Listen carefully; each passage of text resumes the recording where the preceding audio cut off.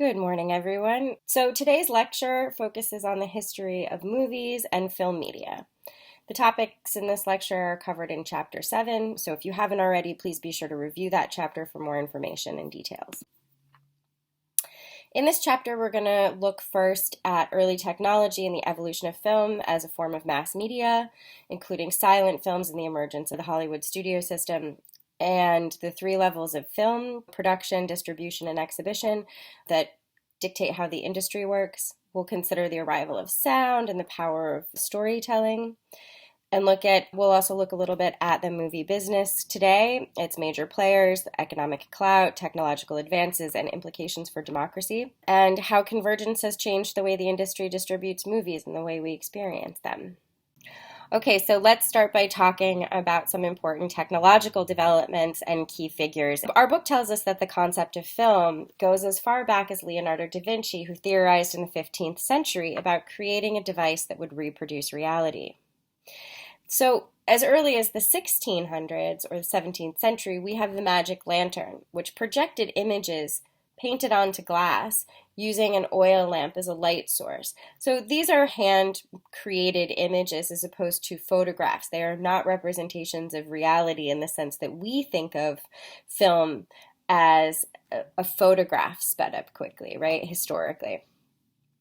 200 years later, with the evolution and the development of photography, what we have is the beginning of moving images. But these are happening primarily through, you'll see the thaumatrope or the zoetrope are scan systems. In other words, what you have is a series of images. You may have made one of these at some point in grade school, a series of images with a restricted light source that moves, and that creates the illusion of movement, and a series of images that you're looking at pass by a limited light source quite quickly, right? So you've had at one point projection, and you've now had the rapid succession of photographs that create the sensation of movement, but we've yet to see the combination of projection so that many people can experience something at once, because all of these scopes are really small and largely individual. So we haven't yet seen this projection aspect combined with the reality aspect of photography. And this doesn't really happen until Muybridge, who was the first to project the moving picture in 1878. And this becomes something that many people can view at once. George Eastman then later developed the first roll of film in 1884, and this allows for film to be produced far less cumbersomely. And improving on that even further, Hannibal Goodwin created a roll of film using celluloid, which is how we still think of film when we use it as opposed to digital, right? It's a sort of plasticky substance which allowed light to move through the pictures so that they could be more ideal for production. This also enabled a strip of film to move way more quickly through the camera itself, and so it could be photographed more quickly. So the illusion of movement got more sophisticated. Rather than having larger spaces in between each image in a succession, there would be less gaps. As you've seen on your own cell phones now, when you take a live photo, it's actually a rapid series of succession of images as opposed to film, but it'll appear when you look at it as a small snippet of video, when in fact it's actually a set of stills. Same thing. So in the late 1800s then, Thomas Edison attempted to invent something that could bring words and pictures together. If we remember Thomas Edison, he was important to our week on sound and thinking about telephony, telegraphy, and different forms of communication through sound. He wasn't successful in bringing sound into film, and it would actually be a significant amount of time before that technology aligned properly. But he did end up developing many other foundational technologies for early movies, and these included the kinetograph, an early movie camera, the kinetoscope, a single-person viewing system, and the vitascope, which you can see is the backdrop for this timeline I've created here. And this was an early large-screen projection system that would lay the groundwork for the idea of film as something that was watched collectively. As you see here, this is a representation of an old-fashioned theater with a film being projected inside of a painting frame on the stage. Finally, the Lumiere brothers invented the cinematic graph, which combined camera film and the projection system. And this allowed for many people at once to view moving images. They debuted their invention in France in 1895, showing short films for a small fee. These are not movies the way that we think of them. But this moment still acted as an important first version of the modern movie theater and the introduction of film as mass media. So, the mass media stage was realized not just through these technological inventions in film that we just described, but also importantly through the introduction of narrative, or movies that tell stories. The novelty of seeing images moving quickly sort of wore off pretty quickly for most audiences. So to become a mass medium, early films had to offer what other media like books achieved at this point. The suspension of disbelief, the ability to tell a story and bring a viewer into that story. They had to create narrative worlds that engaged an audience's imagination. So early films like The Vanishing Lady and The Great Train Robbery were groundbreaking in their use of narrative within film. This was important because at this time, films were still silent. So if you've ever seen a silent film, that means that there would be a series of images, a series of film events happening on screen that would then be broken by usually a black background with white text that would say what people were saying. So that was how you got dialogue. So there was already a lot of breaks in experience, which they, of course, tried to keep quite limited so it didn't interrupt the film too much. And then live music would have been played simultaneously, usually by a piano player. Nickelodeons were an early form of movie theater important for popularizing the movie theater experience as a source of entertainment for society.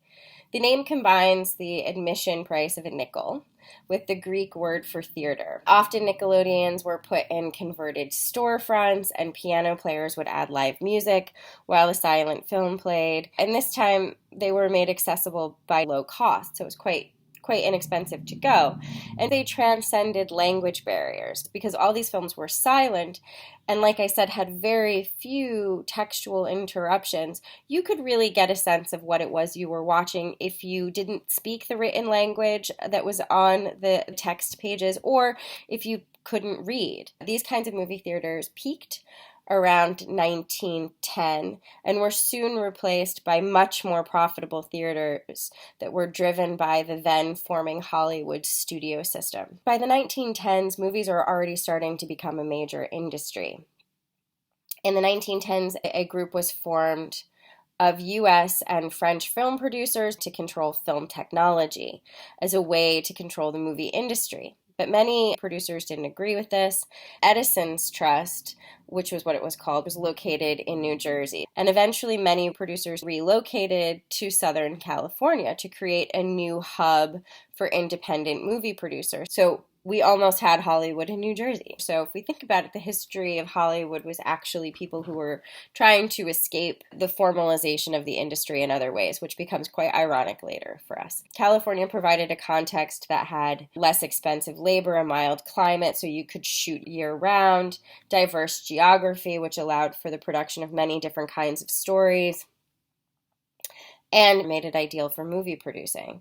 It also put them far away from Edison's Trust, that cartel of major US and French producers in New Jersey. So their actions could go largely unchecked by these major figures in film. One named Adolph Zucker, who founded Paramount Pictures, and later William Fox, who founded what would eventually become 20th Century Fox, were key figures in helping break up Edison's Trust on behalf of other independent movie producers in Hollywood.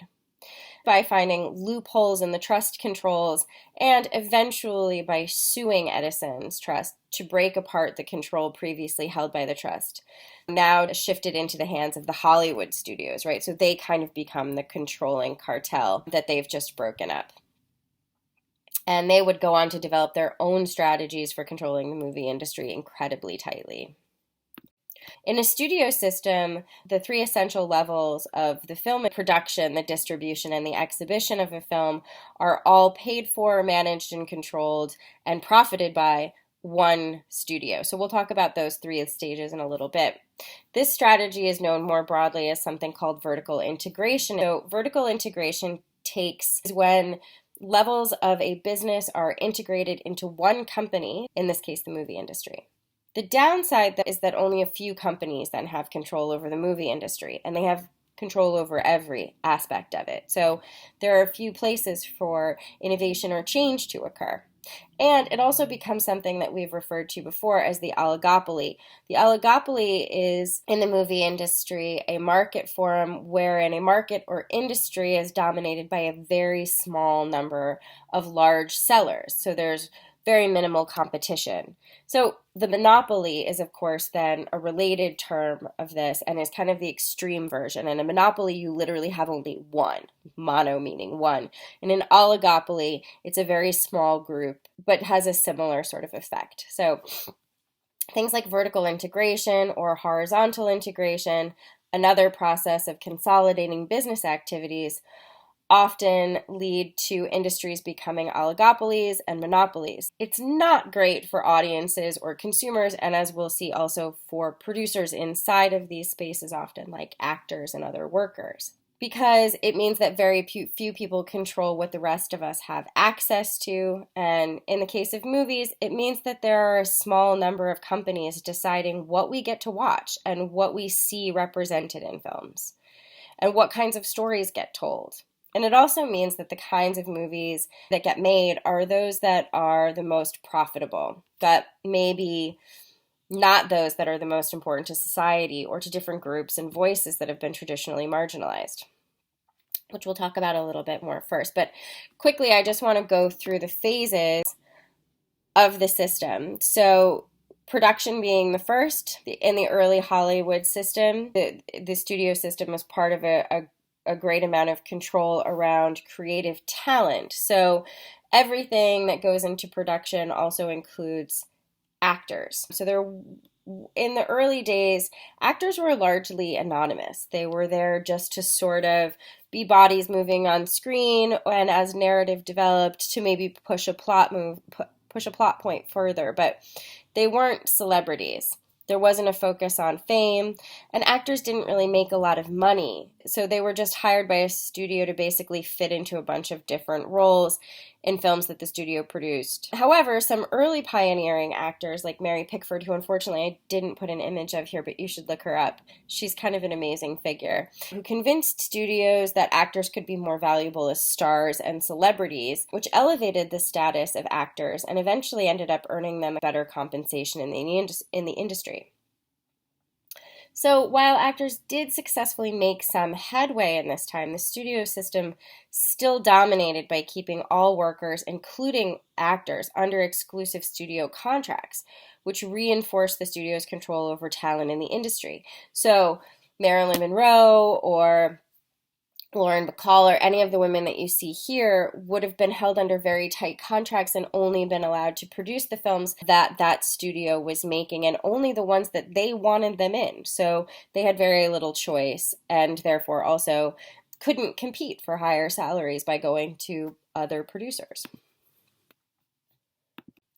The next phase is distribution, where we see films making their way into places where they might be accessed. Once it's been produced, you have to make sure that it can appear in a market before it's even going to show up in a movie theater. So our book goes into this in a little bit more detail, but one of the important things that happened in this moment was block booking, which was a distribution strategy where exhibitors had to rent marginal films in order to get films with big stars. So there was a sort of negotiation process, again, because of the studio system. The phase that we'll all, of course, be the most familiar with will be the exhibition phase of the film. So exhibition, of course, is the process by which we actually get to see these films in movie theaters. So these big studios systems, the Big Five and what was referred to also as the Little Three, had different relationships to controlling exhibition. The Big Five studios, so MGM, Paramount, RKO, 20th Century Fox, and Warner Brothers, all owned their own film exhibiting theaters as well as the production and distribution facilities. So they distributed their own films to a network of studio-owned theaters, mostly in urban areas, and charged higher ticket prices that drew huge audiences. So they had vertically integrated their studio system all the way through to exhibition. The Little Three, so that would be Universal, Columbia, and United Artists, they were called the Little Three because each of these studios lacked one of the three key elements required in the vertical integration system. So Universal and Columbia came the closest at reaching full integration, but the problem was that neither Columbia nor Universal owned enough theater circuits. United Artists, on the other hand, which, by the way, our book will tell you, was owned by Mary Pickford. She started United Artists. On the other hand, never reached full integration because the studio was regarded as a back distributor, so they loaning their money to independent producers and releasing their films, rather than having a system of production inside, right? So it was a different model, because it was created by people who had different experiences as workers inside of the system. We can't talk about the history of film without talking about the history of a film called Birth of a Nation. Our book addresses this quite briefly. I'm going to give you a very quick rundown of the plot of this film. Trigger warning if you do decide to do this as your documentary. Birth of a Movement is about the reaction to this film, but it does include a number of clips. I chose not to even reproduce images from it here because it includes blackface and comedic representations of Ku Klux Klan attacks on Black men. It is a extremely upsetting, extremely racist film.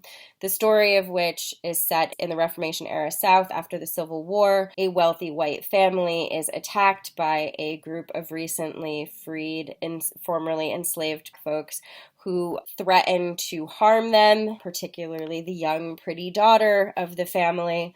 And the Ku Klux Klan rides into town and saves the family, right? So this is an extremely problematic film that produces the Ku Klux Klan as a heroic entity and protector of the South. Our book addresses this controversial film pretty briefly. So it was created in 1915 by a man named D.W. Griffith, who had made several other films. While it is regularly, and I believe even in our book, referred to as the first feature-length film, it is not the first feature-length film. This is largely a justification, I think, of the fact that we continue to teach it, and maybe what we want to talk about is what it was at first that is more upsetting, which is that it was the first blockbuster. So the first feature-length films, there was one in Australia in 1906 called The Story of the Kelly Gang. One of Griffith's own films, Judith of Bethulia, released in 1914, the year before, was also a feature-length film. And 1914 also saw a film called His Majesty the Scarecrow of Oz, produced by Frank L. Baum, the writer of The Wizard of Oz. So it was definitely not the first feature-length film. All of these were over 70 minutes, which was the marker of a feature-length film. And while Birth of a Nation was significantly longer, it's 3 hours, what it really was the first blockbuster. A blockbuster being a film that was not only extremely expensive to produce, but that ended up being exhibited incredibly widely and seen by many, many people.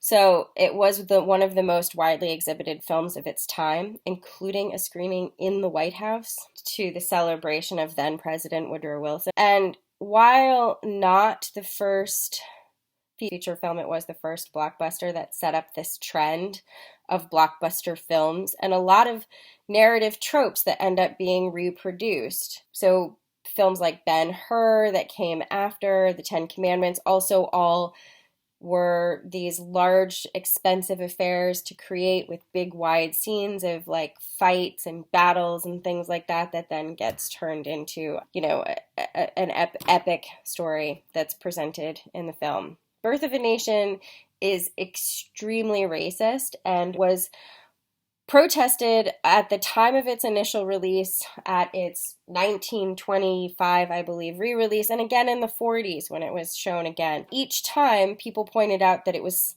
celebrating the Ku Klux Klan. It's based on a book actually called The Klansman, and it glorifies the Ku Klux Klan, and that it reproduces and perpetuates a number of stereotypes about Black Americans at moments in popular culture when it seemed like Black folks were getting closer to having more rights. So many of the foundational movies in U.S. media history, not just Birth of a Nation, are also incredibly racist, sexist, homophobic, and held other ideologies that influenced this media and system that have been built around it. The takeaway from this is that it's important to always recognize that these ideologies work in ways that are systemic in media. So even if today many people don't share the values that are produced in a film like Birth of a Nation, the systems that were set up as a result of this film are still in use today.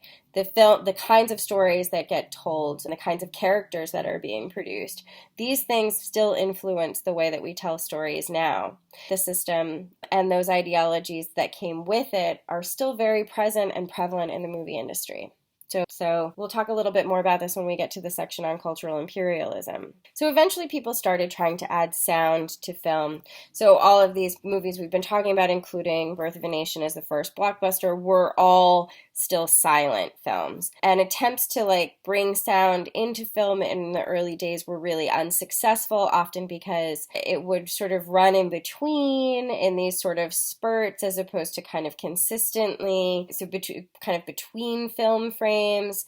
And there was this sort of silent image frame, and then there would be some spoken word or some sound played in a kind of burst. Movie tone film reels were the first film footage that included sound that was actually alongside the images on the film, so it could be played simultaneously. So news was a major innovator for bringing sound into movie theaters, which was where most people saw their news.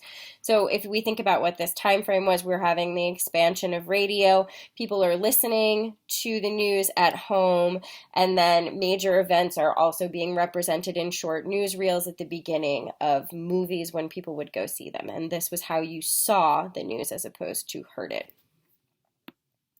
This was an incredibly volatile time in filmmaking. The 1920s actually were pretty wild.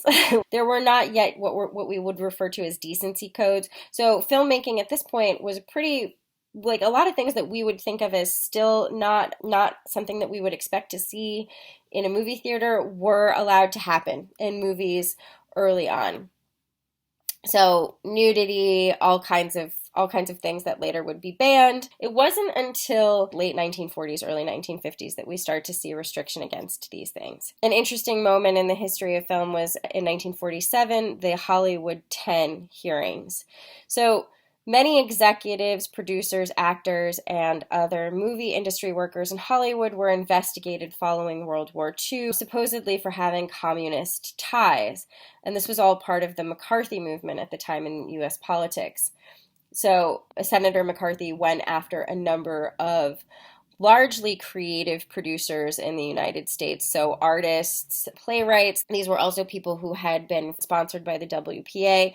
This became a space to sort of try to attack anyone that he thought was un-American. And communism was a really good way to sort of frame a lot of things as un-American, even if they weren't necessarily communist. There were 10 hearings, there were 9 screenwriters and 1 producer, and they were all suspected of having communist ties and were asked to identify other communist sympathizers in Hollywood as a way to get out of things, and they all refused and were charged with contempt and ended up being in prison. And when they were released, unfortunately, many major studios had to blacklist them in order to keep suspicion off of themselves. So, and many of these accusations were, of course, unfounded and hugely unconstitutional because someone's political affiliations is a private matter in the United States. Also, it's important to point out, and we can talk about this more later in another week, we also see that a lot of the people who were brought up on charges for un-American activities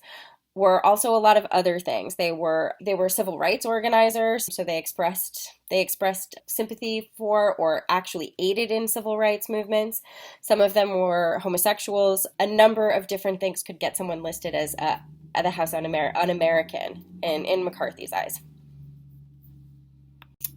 So as this same period of increased conservatism is happening in the film industry, we're also seeing a major shift in film as television becomes much more popularized in the home. By the 1950s, this had spurred changes in the movie industry, and it responded by developing more content oriented towards more serious matters and content that explored larger social problems, as well as really big, glamorous films, things that couldn't be produced on television. So they were trying to differentiate their product. They also introduced new technologies that TVs couldn't replicate at the time, like 3D and panorama in the 60s, and even some in the late 50s. And sort of trying to make it desirable for consumers to want to leave their homes to go to the movies. Another influential moment happened between Hollywood and the U.S. government, known as the Paramount Decision. This court case tried to break up all of the oligarchic structures of Hollywood, and the Supreme Court ruled that the studios needed to divest themselves of theaters, which meant that they would not be as vertically integrated as they had been previously. So studios could no longer own movie theaters that their movies would end up playing in, and this created opportunities for new types of exhibition in different types of theaters. So this is the birth of art house theaters, and drive-ins come into popularity at this time, which were often run by like local mom and pops who had fields that were open and accessible to them, and all you had to do was buy a screen and get a concession stand up. So it really changed the way that films existed in popular culture. The Paramount Decision was meant to increase competition, but it never really changed all that much about the structure of the Hollywood film industry in relationship between production and distribution, because Hollywood retained its hold on these two aspects of production and distribution filmmaking. And this still kind of persists even now.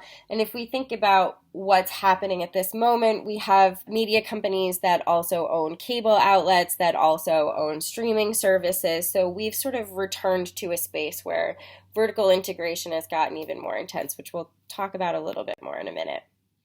The introduction of cable and video cassettes in the 1970s brought movies from the studios into people's homes and ended up being a huge financial benefit for the movie industry, as they could compete in the home with television content, not just in the theater, so they didn't have to entice people to come out. The development of megaplexes in the 1990s also created different exhibition experiences and opportunities for the movie industry and for moviegoers, because they were kind of an additional technologically advanced viewing experience that couldn't be mirrored inside of the home. So then, of course, as digital becomes an opportunity for home viewing as well, digital options begin to appear. This becomes an even more ideal space for people to watch films, and we start seeing things like direct release to streaming services and means of being able to adjust to the digital environment.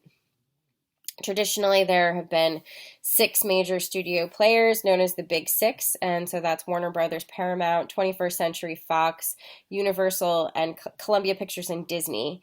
And these studios traditionally accounted for more than 80 to 86% of the commercial film revenue, and began diversifying in the 1980s due to a series of corporate mergers. And so this meant that they gained other companies that have additional functions under their umbrellas. So things like television and other media, as well as digital platforms, we'll start to see, and other industries.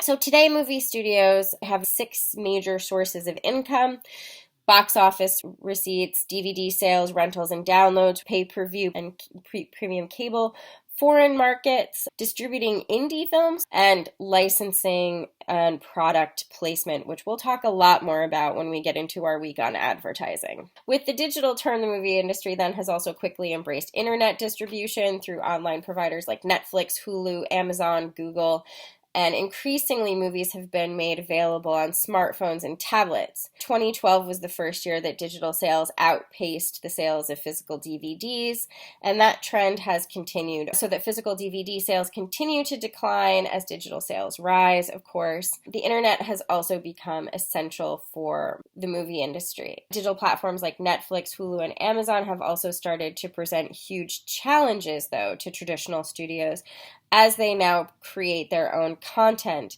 that competes directly with studio content on their platforms. So while in many ways the internet provided a lot of opportunities for traditional studios, it has, especially in the last 10 years, started to present some new direct challenges.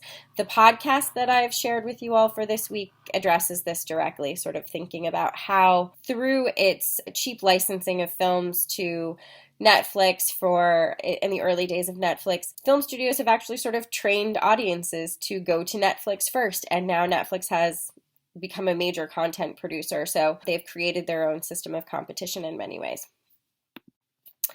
Okay, so a little bit more on consolidation. This map is amazing and is widely available on the internet and shows you all of the different aspects that Disney owns of our media world. So everything from theaters to franchises, different television stations. So these are important points to think about of this kind of limited aspect of who controls what. And this is also covered in the documentary I've shared with you all for this week on the Mickey Mouse monopoly. So that film also touches on cultural imperialism. And cultural imperialism, briefly, is a way that countries are attracted, pressured, forced, and sometimes bribed into shaping social institutions to correspond to or even to promote the values and structures of the dominating center of the system. So in American imperialism, that center is U.S. values and structures. So this can be either a formal policy or it can kind of happen really subtly, as with the spread of outside influences such as television, movies, and other kinds of cultural products. So what this might mean in practice is that if you grow up outside of the United States, you might see more representations of your culture through the lens of the United States and its perceptions than through your own communities. And this has lasting effects, and it's also really deceptive and unidirectional. So, in other words, it's quite common for children all over the world to see American media. However, it's important to note that the United States is the third highest producer of films in the world, not the first. The first is India, followed immediately by Nigeria. These two countries make far more films than we do, and yet, while most people in India, Nigeria will have seen an American film, many Americans will have not seen an Indian or a Nigerian film. This is starting to change, of course, with the advent of the access to many different channels on Netflix, and digital and satellite television over the last decades has really broadened our access. However, based on the control of distribution and the control of exhibition that still happens primarily from US-owned companies, there's still a limited point of access, right?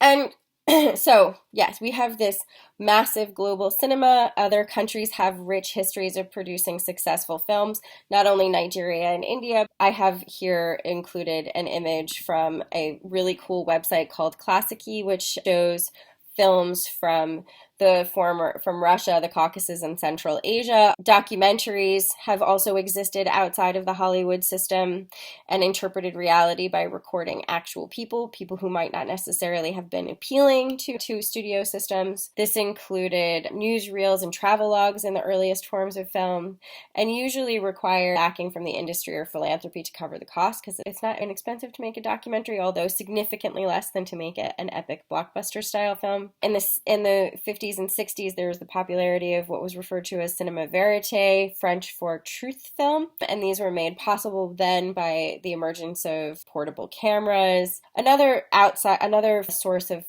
film outside of the Hollywood system is independently produced films. They're usually made on much smaller budgets. They tend to show in small venues, so the emergence of things like the art house after the Paramount decision allowed for new spaces to see new kinds of movies. Independent film festivals are also really important for discovering new talent, and they have different distribution routes. As you can imagine, in the age of digital, we're getting even more access to different voices and different spaces that because film is much cheaper to produce now, and due to spaces like YouTube and also networks of independent filmmakers that have their own channels online, it's much easier to also distribute these films and have access to them as viewers and consumers.